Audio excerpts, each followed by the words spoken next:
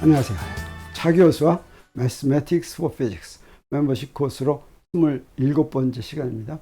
우리 지난 시간에 텐서에 대한 거 다 마치고 오늘 새로운 주제를 가지고 온다고 했죠. 오늘 또 시작할 주제는 힐버트 스페이스입니다. 힐버트 스페이스에 대해서도 몇 번 하겠습니다. 오늘 힐버트 스페이스에 대한 제목은 유클리드 공간에서 힐버트 공간으로 라고 하는 제목인데, 힐버트 공간이 양자역학에서 이용이 되는 그런 것입니다. 그래서 이것도 무엇인지 알아두면 좋고, 양자역뿐 아니라 다른 데서도 많이 이제 이용이 됩니다. 특히 수학에서 많이 이용이 된다고 할 수가 있습니다. 유클리드 공간은 무엇을 얘기합니까? 유클리드 공간은 우리가 나중에 평평하지 않은 공간이 나왔을 때 평평한 공간이라고 하는 것을 강조하기 위해서 유클리드 공간이라고 부르기도 하지만, 그거 나오기 전에 유클리드 공간은 그냥 우리 주위의 공간이었습니다. 우리 주위의 공간은 바로 뭡니까? 여기에 물체들이 움직이는 이런 공간이고, 뭐 이게 1차원 공간, 2차원 공간, 3차원 공간 이런 식으로 우리가 얘기하죠. 그랬을 때 물체가 운동하는 영역을 우리 유클리드 공간이다 이렇게 얘기할 수가 있겠고, 그래서 이 공간에서 물리에서는 물리량을 표현할 때 공간의 성질을 나타내는, 공간에서 공간에 있다라고 하는 성질은 무엇이 나타내냐면 벡터가 나타냅니다. 그래서 물체의 위치 벡터를 표현하는 공간이다 이렇게 얘기할 수도 있겠고, 그 다음에 위치 벡터뿐 아니라 그 물체의 위치 벡터는 물체가 어디에 있는지를 나타내는 이제 벡터죠. 무엇든지 벡터인 물리량을 나타내는 그런 공간이라고 얘기할 수가 있는데, 이 물리량인 벡터 이거를 화살표 벡터라고 부르겠습니다. 여기에 그냥 벡터라고 하면 이제 벡터가 여러 가지가 나와서 혼동될 수도 있어서 이렇게 구분을 한 것입니다. 이건 그냥 차 교수가 만든 용어라고 생각해도 좋겠어요. 왜 화살표 벡터라고 부르냐면, 벡터를 표시할 때 어떻습니까? 위에다 이렇게 화살표로 표시하죠. 그래서 우리 화살표 벡터라고 하겠습니다. 그러면 유클리드 공간에서는 이 벡터를 어떻게 표시하냐면 기저로 표시합니다. 기저라고 하는 것은 단위 벡터들입니다. 그래서 유클리드 공간에 벡터를 그리는데, 이 벡터를 3개를 그리는데 3개의 단위 벡터는 크기가 1인 거죠. 그래서 서로 수직인 방향을 가리키는 3개의 단위 벡터를 그리면 그게 유클리드 공간의 기저가 되겠어요. 그래서 이걸 직각좌표계 이렇게 해가지고 이제 얘기해도 좋죠. 그래서 X축 방향, Y축 방향, Z축 방향, 이렇게 그 방향을 우리가 기준계를 마음대로 정할 수가 있으니까, 이거를 이제 X, Y, Z 항상 이렇게 표시하기가 뭐하니까 X는 X1, Y는 X2, 그 다음에 Z는 X3 이렇게 표시할 수도 있습니다. 그래서 이걸 그림으로 표시하면 X축, Y축, Z축이 이렇게 있을 때 어떤 점에서 X축의 평행한 방향, Y축의 평행한 방향, Z축의 평행한 방향, 요 3개 서로 수직인 크기가 1인 단위 벡터를 우리가 기저라고, 이렇게 유클리드 공간이 기저라고 얘기할 수가 있는데, 이 기저가 필요한 이유는 바로 뭐냐면, 우리 벡터를 위치 벡터도 그렇고 위치 벡터 R하고 위에다 화살표 이렇게 표시하죠. 그리고 뭐 무슨 힘이라든가 속도라든가 무슨 뭐 운동량이라든가 이런 물리량을 표시할 때도 그 물리량하고 위에다 이렇게 화살표를 하죠. 자, 이렇게 화살표로 표시했을 때는 이때 이거 계산에는 써먹지 못합니다. 식에서 표현하는 것이고, 실제로 계산해서 어떤 결과를 정할 때는 그냥 이런 벡터 표시만 해가지고는 안 되죠. 이런 벡터 표시만 해서는 추상적인 표현이 됩니다. 그 얘기는 뭐냐면, 직접 숫자를, 이 벡터 표시로부터 직접 숫자를 알 수는 없다고 하는 것이죠. 그랬을 때 숫자는 어떻게 하느냐? 기저로 대표해서 안다 이렇게 얘기합니다. 그 얘기는 무슨 얘기냐면, 위치 벡터 R이 딱 이렇게 있으면, 여기 위치 벡터는 뭐냐면, 물체가 여기 지금 이 직육명체의 저 모서리에 물체가 있다고 한다면 R이라고 표시한, 그러면 위치 벡터는 내가 그린 기준계에서 내가 마음대로 그릴 수가 있죠. 내가 그린 기준계의 원점에서 그 물체까지 그린 벡터가 이제 위치 벡터인데, 그래서 이 위치 벡터를 어떻게 표시할 수가 있냐면, X X 더하기 Y 더하기 Z Z 이렇게 표시할 수가 있죠. 그랬을 때 저 X, Y, Z가 바로 뭡니까? 각 축 방향의 성분이죠. 그러면 이런 X, Y, Z라는 3개의 숫자를 우리가 구하면 그 다음에 이제 계산을 할 수가 있는 겁니다. 그래서 이걸 바로 뭐라고 얘기하냐면, 기저를 정하고 위치 벡터를 기저로 대표했다 이렇게 얘기하고, 이렇게 해야지 비로소 계산이 가능해진다라고 하는 거죠.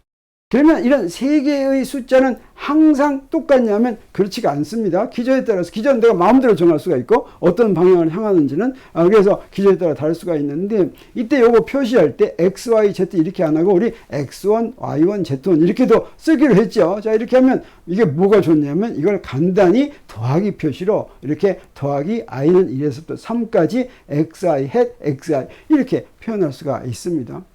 마찬가지로 위치 벡터뿐 아니라 화살표 벡터도 마찬가지입니다. 여기에 공간의 어떤 위치에서 이런 화살표 벡터가 있다고 한다면 이 화살표 벡터를 F로 표시했으면 이 F로는 아직 숫자를 얻을 수가 없죠. 이건 추상적이다 이렇게 얘기할 수가 있겠습니다. 그러면 이것도 역시 이렇게 기저, 기저는 이제 우리 축이 정해지면 기저가 이렇게 정해지죠. 그러면 그 기저를 우리 대표합니다. 대표하면 여기에 이렇게 성분을 쓰는데 이때 F1, F2, F3 이게 바로 성분이고 이렇게 표현했을 때 이거를 기저를 정하고 화살표 벡터를 기저로 대표했다 이렇게 얘기하고 그러면 이제 우리 비로소 계산을 할 수가 있다고 하는 거죠.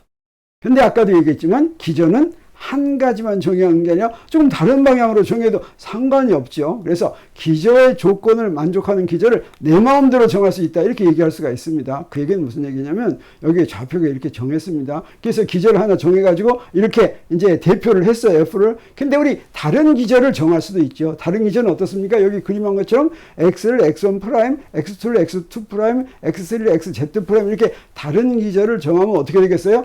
똑같은 X인데 X1 프라임, F1 프라임 이렇게 쓸 수가 있죠. 그러면 어떻습니까? 요 성분은 바뀝니까? 안 바뀝니까? 똑같은 벡터지만, 똑같은 화살표 벡터지만 다른 숫자를 가지고 이렇게 대표할 수가 있죠. 그러더라도 숫자는 다르더라도 우리가 나중에 계산한 결과는 다 똑같으니까 걱정할 수가 없습니다.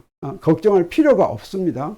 그러면 이런 기저는 어떻게 만들어야 될까? 기저가 만족해야지 되는 성질을 알면 기저를 만드는 걸 우리 쉽게 알 수가 있는데 그 기저가 만족하는 성질, 그 우리가 기저의 조건이다 이렇게 얘기하는데 그 조건으로 중요한 조건 딱 한 가지 조건이 있습니다. 그게 바로 뭐냐면 오소노멀 프로퍼티인데 그건 우리 뭘로 알 수가 있냐면 우리 두 벡터가 있으면 두 벡터의 스칼라 곱이 어떻게 정의됩니까? A 벡터와 B 벡터의 스칼라 곱은 AB 코사인 세타 이렇게 되죠. 근데 이 스칼라 곱이 0이면 그건 무슨 뜻이 됩니까? 두 벡터가 수직이다 이런 뜻이 됩니다. 이게 0이면 세타가 0이죠. 세타가 90도죠.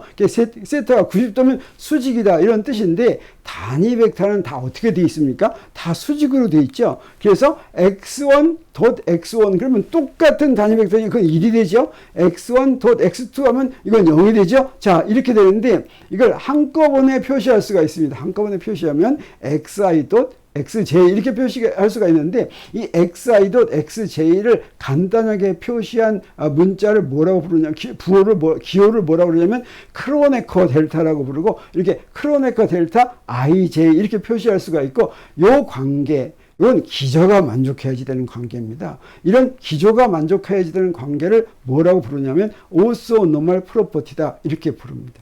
근데 이 오소노멀 프로퍼티를 만족하면 기저가 만족하는 또 다른 하나의 조건인 컴플리트네스 프로퍼티를 항상 만족합니다. 그래서 뭐라고 얘기할 수가 있냐면 어떤 기저가 있는데 그 기저가 오소노멀 프로퍼티를 만족하면 항상 컴플리트네스 프로퍼티를 만족한다라고 얘기할 수가 있고 그 컴플리트네스 프로퍼티는 이렇게 생긴 거예요. 그게 뭐예요? 지금 이거 1에서부터 3까지 더하는데 이번엔 어떻게 더했습니까?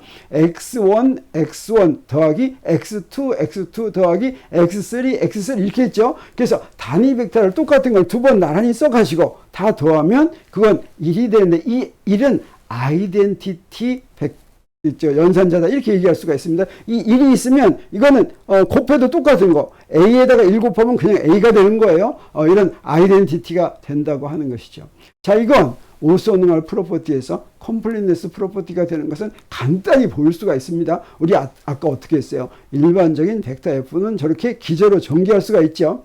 그래서 xi, fi 이렇게 쓸 수가 있는데 이 fi를 이 식에서부터 어떻게 구할 수가 있냐면 오소노멀 프로퍼티를 이용해 가지고 양변에 xj로 스칼라 곱을 해줍니다. 이렇게 xj로 스칼라 곱을 해주면 우변은 어떻게 되겠어요? xj.xi 이렇게 되죠. 근데 xj x이는 뭡니까? 델타 ij죠. 델타 ij가 되면 델타 ij fy에서 i를 1부터 3까지 더하면 뭐만 살아남냐면 fj만 살아남는 거 우리가 알 수가 있어요. 그건 왜 그럽니까? 델타 11 f1 더하기 델타 12 f2 더하기 델타 13 f3 할 것 같으면 델타 중에서 0이 아닌 건 델타 f11밖에 없죠. 그럼 뭐만 살아남겠어요? f1만 살아남죠. 바로 그 얘기입니다. 그래서 이 식을 다시 원식에 대입하겠어요. 이렇게 구한 fj를 fj니까 fi를 표시해서 저기다 집어넣으면 어떻게 되냐면 바로 그 fi 자리에 xi.f 이렇게 해서 집어넣어야 되겠죠. 근데 이 계산을 할 때 저 f, 좌변의 f는 i하고 아무 관계가 없으니까 무엇을 먼저 계산해도 좋겠습니까? 저 i에 대해서 더한 거, i 있는 것만 먼저 계산해도 좋죠. 근데 i 있는 것만 먼저 계산했더니 거기에 그리고 나머지가 바로 뭐예요? f밖에 없죠. 그럼 맨 좌변에는 f하고 똑같죠. 그래서 요 앞에 있는 건 뭐여야 되겠어요? 요건 바로 아이덴티티가 돼야지 되겠죠. 이게 바로 뭐예요? 이게 바로 completeness property다라고 하는 걸 우리가 알 수가 있겠죠. 그래서 기저가 되려면 오소노멀 프로퍼티를 만족해야 되는데 그 기저가 오소노멀 프로퍼티를 만족하면 completeness property도 자동으로 만족한다라고 하는 것을 알았는데, 자, 사실 이거 지금 뻔한 얘기를 왜 이렇게 오래 합니까? 우리 직각좌표계의 단위 벡터, 그 단위 벡터들은 x 헷 스칼라고 y 헷 하면 0되고 같은 거 하면 1되고 그게 바로 오소노멀 프로퍼티를 우리 잘 알고 있죠. 자, 이 잘 알고 있는 걸 여기서 자꾸 강조한 이유는 뭐냐면 여기서부터 우리 무엇인가를 일반화시키려고 합니다. 이 유클리드 공간에서 일반화시킨 것이 바로 힐버트 공간이 되겠어요. 그래서 우리 뭘 하냐면 유클리드 공간의 성질에서 우리가 한 걸 여기서 정리하겠어요. 지금까지 한 걸 한 번 더 정리합니다.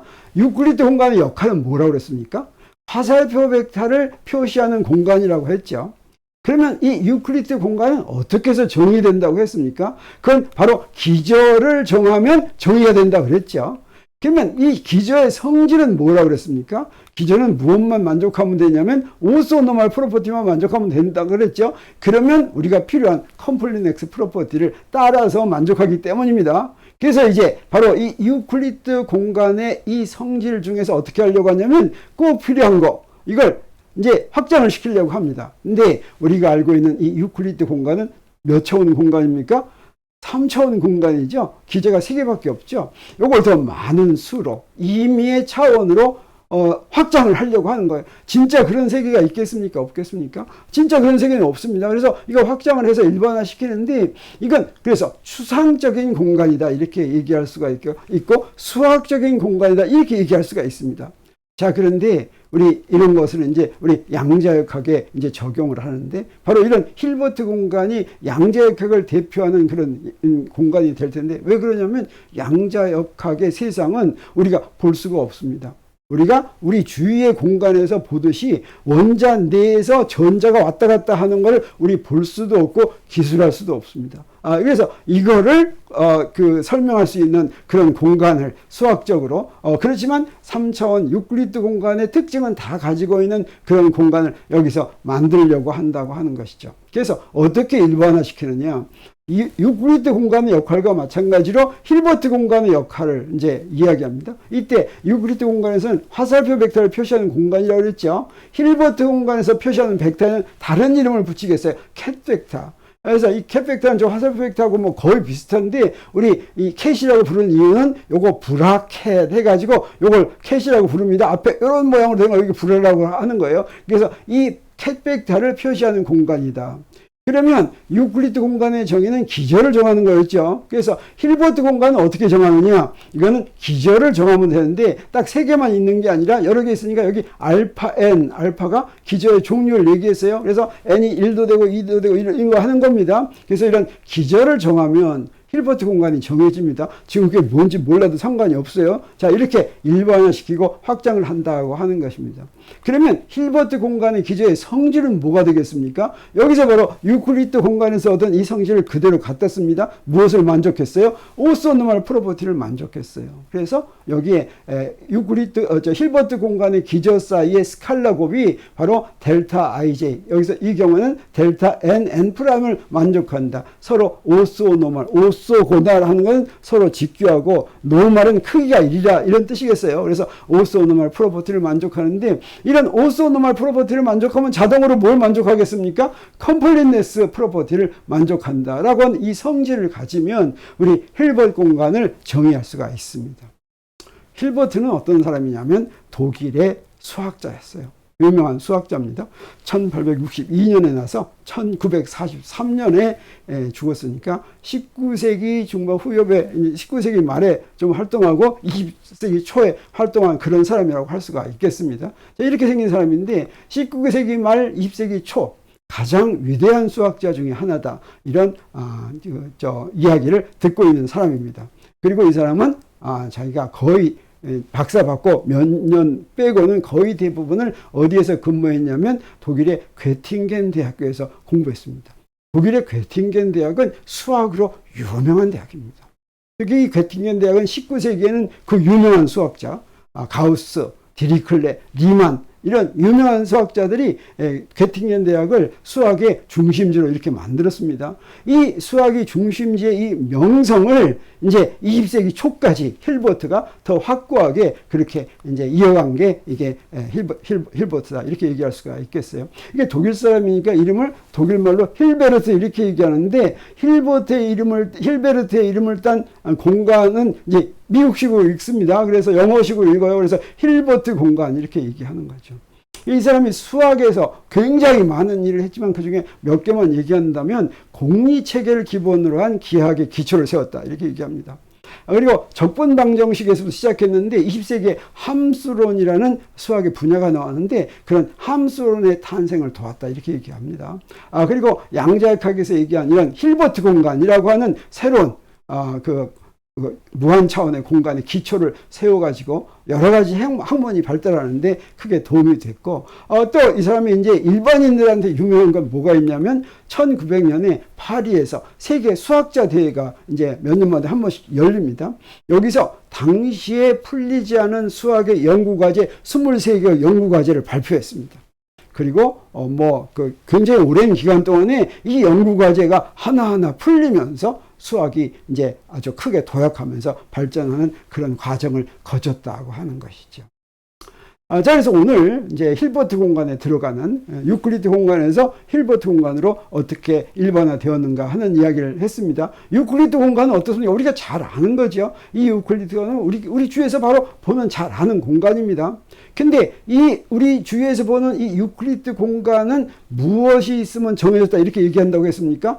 여기서 벡터를 표시하면, 영어로는 스팬한다고 하는데, 벡터를 표시하면, 우리가 아는 화살표 벡터를 표시하면 그게 공간인데, 그렇게 표시하기 위해서는 우리 무엇을 알아야 되냐면 기저를 알아야 되고, 이 기저를 알면 그 공간을 정의했다. 그래서 수학적으로는 기저 x1, x2, x3를 알면 정의된다 이렇게 얘기합니다. 이것을 이제 추상적인 공간으로 확대합니다. 그래서 확장, 일반화시킵니다. 그래서 힐버트 공간은 단순히 유클리드 공간의 수학적 특징을 일반화시켰어요. 그러면 먼저 힐버트 공간이 어떻게 정의하는지 알려면 뭐만 알면 되겠어요? 기저를 어떻게 정할지 알면 되겠죠. 그래서 우리 다음 시간에는 기저를 어떻게 정하는지 이런 걸 알기 위해서 차근차근 공부합니다. 그래서 기저를 어떻게 정할지 안 다음에 힐버트 공간에서는 기저를 이렇게 대표한 캣벡터들이 어떤 성질을 갖는가 하는 것들을 우리 힐버트 공간에 대한 주제로 몇 시간 계속 하기로 하겠습니다. 그래서 Mathematics for Physics 27번째 시간은 여기서 마치겠습니다. 감사합니다.